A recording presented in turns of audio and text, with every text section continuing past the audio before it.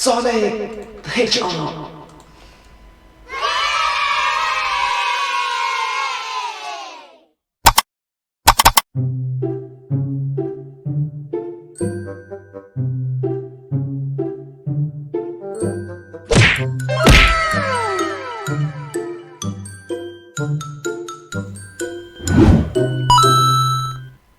Hello everyone, welcome to this video. In this video, I'll be reacting to one of the early uploads from the YouTube channel The Game Theorists. This video came out in year 2017, so I think it's around 4 years ago.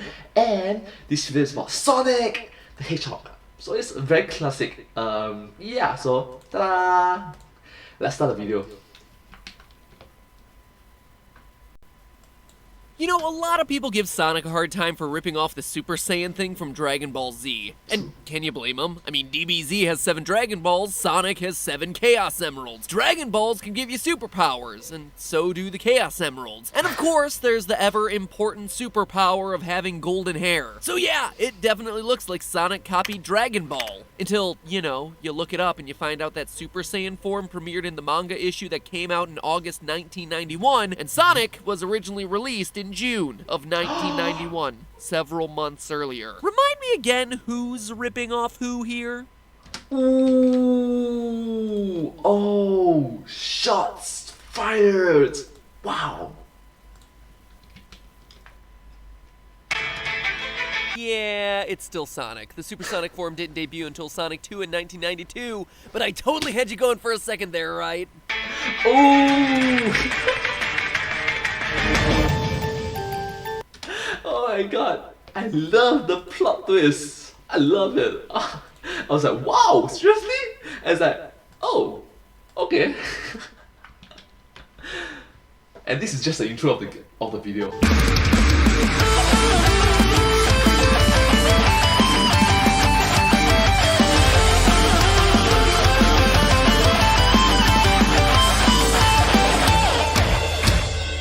Hello Internet, welcome to Game Theory, calling Sonic Team liars since 2012. And today, unfortunately, will be no exception. Hey, it's not like I want to hate on these furry-tastic games. In fact, my fondest childhood memories are of playing Sonic 2 in the basement with my buddy Max and his younger brother. I was Sonic and Max was Tails. We would get together every weekend to make it a little further in the game. I would inevitably rage quit and his brother would be forced to sing Christina Aguilera's Genie in a Bottle to make me laugh and get me to keep playing the game. Now that I actually say it out loud, it was a weird relationship. Anyway, Sonic Mania is great. Yeah, if you say it out loud, it is quite weird. A game reminding me of my love for Sonic and my frustration with these, the Chaos Emeralds. Because my other childhood hobby, outside of getting a young boy to sing Christina Aguilera songs to me in a basement, was gemology. I was fascinated by shiny rocks, precious gemstones, and most of all, crystals. In fact, I still have my collection to this day. It's also the reason why one of my favorite channels these days is JTV, hosted by my friend Natalie. It's a channel nerding out over all things gemstone, like what stones would power a lightsaber, and what is Game of Thrones dragonglass in real life. But the thing is, as a rock nerd, it always irked me that the Sonic games called these gemstones emeralds, because I just don't think that they are. It is my firm belief that the Chaos Emeralds aren't actually emeralds. I've just never had the time to actually research it before. Until today, because my job now is literally over-researching all the little details in video games that bothered me when I was growing up. So get ready, loyal theorists. This episode is a genie in a bottle. Coming at you now. Far from being a collectible that you can ignore, we now know that the Chaos Emeralds are objects of great power in the Sonic universe. I know sometimes it feels like they can basically do whatever is convenient for the plot at the time, but when you actually look at them across games, the Sonic lore is actually pretty consistent about what powers these gemstones have. The two big points are, let's throw a list up on the screen right now. Can be used as a power source, can be recharged. That's true, that's true. There's Chaos Emeralds in the games. Now, one, Chaos Emeralds are power sources. I mean, the Chaos Emeralds are repeatedly shown to possess enough energy to power some pretty absurd super weapons like Robotnik's Eclipse Cannon. And when they're not in the hands of the villain, they can also be used by the forces of good in Gaia Temples. Speaking of Gaia Temples, point 2, they can absorb power as well as provide it. In situations where the Chaos Emeralds are drained of their energy, they can be placed on the altar of a Gaia Temple to recharge through the Earth's power. In short, Chaos Emeralds are basically like epic rechargeable batteries. Lastly, we know their color. In the first few games, the number, color, and shape of the emeralds were inconsistent between games, but from Sonic 3 onward, well, at least until Sonic Mania, they were finalized as being 7 brilliant cut gemstones colored red, green, blue, cyan, purple, yellow, and gray. Cyan? Why is it gray and it is not silver? Oh, interesting. Interesting. And this was always the thing that bothered me as a kid. I thought emeralds were supposed to be green, but maybe I was wrong. So that starts us off with the question, what makes an emerald an emerald? Well, emeralds are classified as gemstones, and technically a gemstone is a crystal composed of a single mineral. But it just can't be any old mineral. Just like snowflakes are specifically a crystalline form of water, emeralds are specifically a crystalline form of the mineral called beryl. But there's a catch. You see, there are other gemstones besides emeralds that are also beryl crystals. For example, aquamarine is a super popular gemstone that, like an emerald, is a beryl crystal. Oh, there's a beryl crystal as well. Nice. So what makes a gemstone an emerald as opposed to aquamarine when both are formed by the same mineral? One word, color. Emeralds are green and always have to be green, getting their color from small amounts of chromium as they're being formed. So hey, good news, Pokemon taught us all one thing right. Emeralds are and will always be green. Bad news is that Sonic has been lying to us about that fact for literally decades, which means I can technically end the episode right now. At the very most, only one of the Chaos Emeralds can actually be an emerald. But hey, that's not a game theory. That's a game fact. It's a game fact. That's awesome. Yes, awesome. Thanks for watching. Okay, obviously I'm not gonna end the episode after 5 minutes. Actually, finding out that the Chaos Emeralds aren't really emeralds leads us to the even more interesting question of, if they're not emeralds, then what are they exactly? I mean, apart from color, they do all seem to be fairly identical. Same shape, same texture, same function in the story. It's not like Robotnik is all, I need the purple Chaos Emerald. No, they're all interchangeable. That tells me that they might belong to the same species of gemstone. Yeah, rocks have species too. Now, they're minerals! Gemstones are said to be part of the same species if they're made up of the same mineral and have the same structure. For example, the crystallized form of the mineral corundum can be colored red, which is what we call a ruby, or blue, which is what we call a sapphire. They look different, Corundum. but the basic building blocks are actually the same, so they're part of the Oh. same species. Just like a terrier and a golden retriever are both part of the same species, even though they're two dogs that look different. So emerald is a form of crystallized beryl that's colored green, but beryl is an entire gem species that comes in a wide variety of colors, which means that maybe the Chaos Emeralds can't all be emeralds, but they can all be beryl, putting them in the same chemical species as emeralds. The Chaos Emeralds becomes the Chaos Beryls? Food for thought. Interesting. To find out for sure, though, we have to go down the color list. Green is obviously emerald. Yellow is heliodor, a form of crystallized beryl with a golden color. Heliodor. Okay. Teal is aquamarine, Aquamarine. which I talked about already, getting its light blue color from iron 2+ ions. Adding a few more of those iron ions turns it darker, and you get yourself a blue beryl gemstone, Maxi. Max 6? And you get yourself the blue beryl gemstone, Mashishi. Mashishi. I can understand why you can say it as Maxi. Oh, interesting. Interesting. So it's Maxix. Sorry, I forgot. Max 6? And you get yourself the blue beryl gemstone, Mixixe.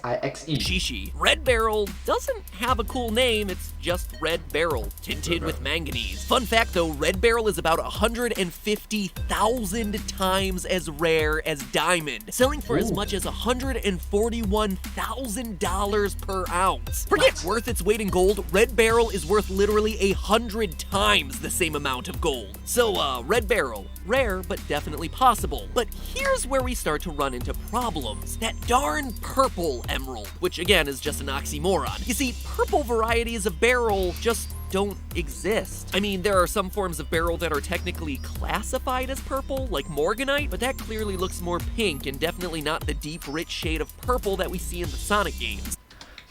So it's technically morganite, right? It's like named purple. Interesting though, interesting though. There's also the teeny tiny problem of Sonic 2 and Sonic Mania, which both feature a purple emerald and a pink emerald, and the beryl species has no solution for that. Plus, doing more research, beryl crystals in the real world behave nothing like the ways we see Chaos Emeralds used in the Sonic games. I mean, when was the last time you saw an aquamarine gem used to power a weapon of mass destruction, or even a weapon of minor annoyance? Long story short, it doesn't look like Chaos Emeralds are in any way, shape, or form related to emeralds or its gemstone species. Which means we're back to the drawing board to find a gemstone species that does meet our requirements, that comes in a rainbow of 7 very specific colors, acts as a power source, and can be recharged like we see in the Sonic games. And those last 2 requirements are unusual, right? Gems that can charge my laser and be recharged themselves seem like just a thing out of science fiction or because of video games. But in my research, I actually stumbled across a property of certain gemstones called piezoelectricity. Piezoelectricity. Huh. Piezoelectricity. Nice. Something to learn about. Basically, when you squeeze or heat up the gem enough, it produces an electrical voltage. The exact way it does this is way too complicated to explain here, but suffice it to say, That's a lot of Matrix. crystal that produces electricity when heated or pressed on enough sounds like the exact sort of thing Robotnik would be looking for to power his Doomsday devices. This fact is actually supported in the comics. When the Sonic the Hedgehog comic revealed Sonic's origin with Dr. Robotnik, back then he was Dr. Avi Kintobar. Ovi Kintobar. He gets fused with a rotten egg and becomes Eggman later. That's no joke. Deep Sonic lore research gets to some really weird places. Anyway, the machine that helps make the Chaos Emeralds into what they are today is called the ROC, or Retro Orbiter Chaos Compressor. The Retro Orbital Chaos Compressor. That means technically speaking, they created the Chaos Emeralds? Emeralds. Okay. Compressor, i.e. putting pressure on the stones to get them to spit out electricity. Cool. So with that established, only 7 naturally occurring crystal families have this piezoelectric trait about them. But one stood out. Quartz, aka the most common gemstone on Earth. Hey, I mean, sometimes the answers are hiding in plain sight. Also, I know what you're gonna say, but canonically, Sonic's planet Mobius is Earth tens of thousands of years in the future. That's according to deep lore research in the comics. Like I said, the more you pick apart the Sonic canon, the weirder and weirder it gets. Anyway, get this. Not only can quartz create voltage through its piezoelectric properties, it also works in reverse. You can place a charge across the quartz crystal and it'll produce mechanical motion by bending or flexing. Tiny vibrations that are useful for sending information to a machine in a very precise manner, kind of like a radio frequency. In fact, it's that exact property that led to quartz crystals being used in large numbers of different devices, like the quartz clock that was invented in 1927. Clocks that use a quartz crystal oscillator to generate a frequency so precise that these clocks are over 10 times more accurate than a traditional mechanical clock. And it does. What? I mean, what? So precise? Wow.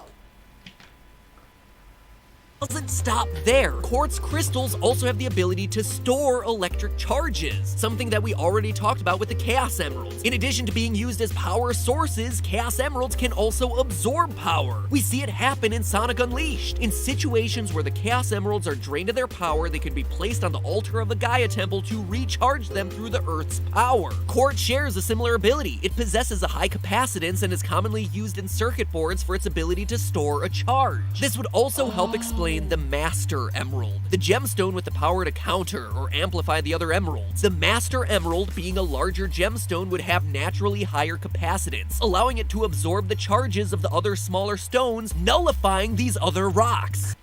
Oh my gosh. Oh my gosh. So it's like a battery. Seven small battery and one huge battery. It's around there. Battery.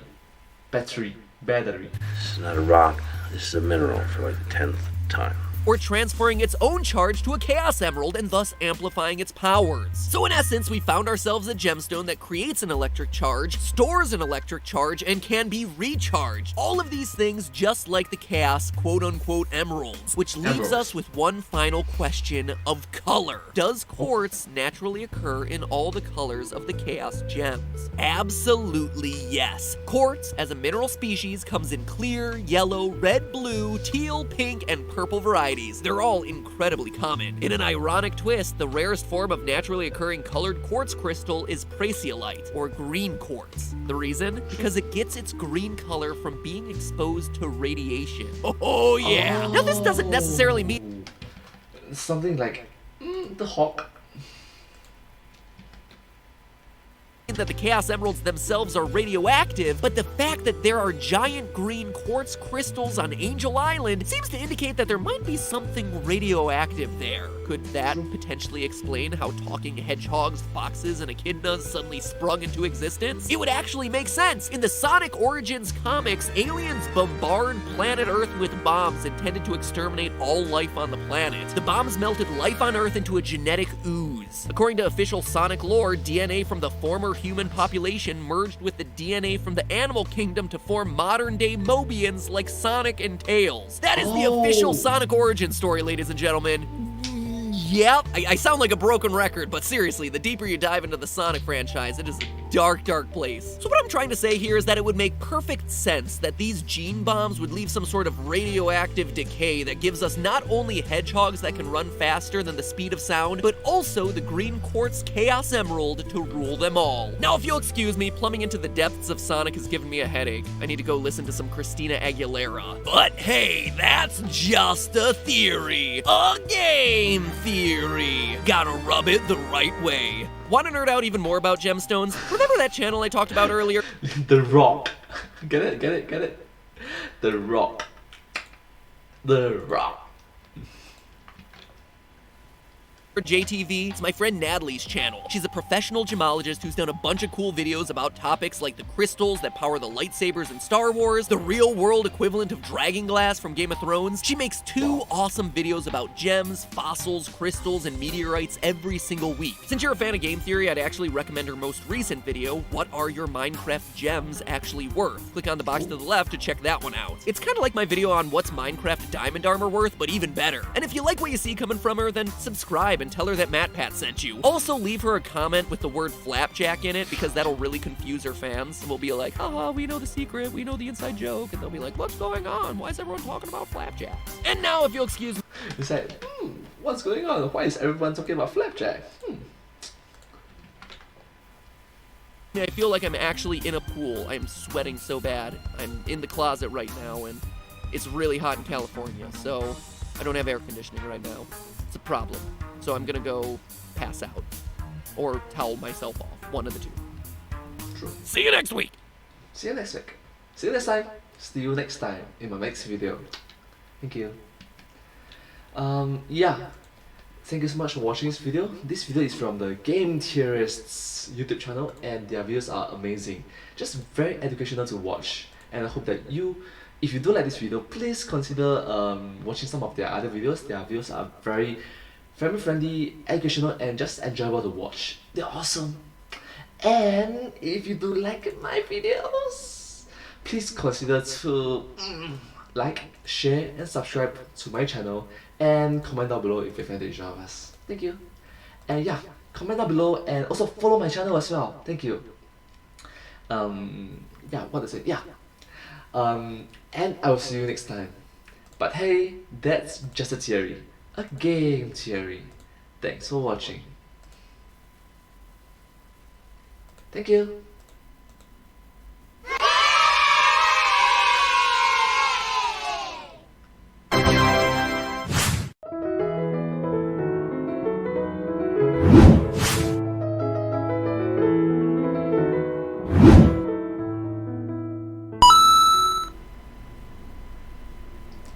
Sonic the Hedgehog.